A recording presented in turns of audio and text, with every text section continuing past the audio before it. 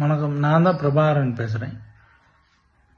போன 27ஆம் தேதி விஜய் பிரச்சார கூட்டத்துக்கு நானும் என் பாப்பா என் மாப்பிள்ளை 3 பேரும் போனோம். போனதில் 2 பேரும் இறந்துட்டாங்க. எப்படி இறந்தாங்க, எதனால் இறந்தாங்க எப்படின்னு எனக்கு தெரியல. அதனால் பார்த்தீங்கன்னா நான் சிபிஐ விசாரணை வேணும்னு சொல்லிட்டு நானாகவே பார்த்தீங்கன்னா தான் கேஸ் கொடுத்தேன்.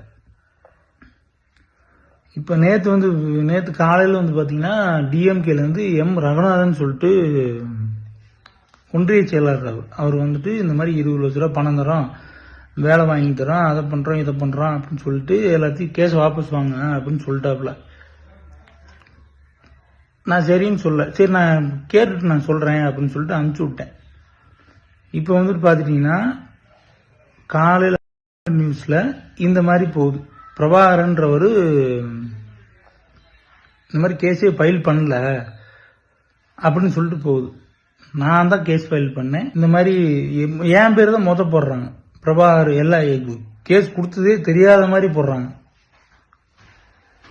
அதனால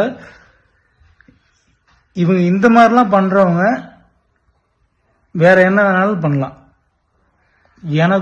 நானும் எங்க அம்மாவும் மட்டும்தான் இருக்கு இப்ப என் குடும்பத்துல.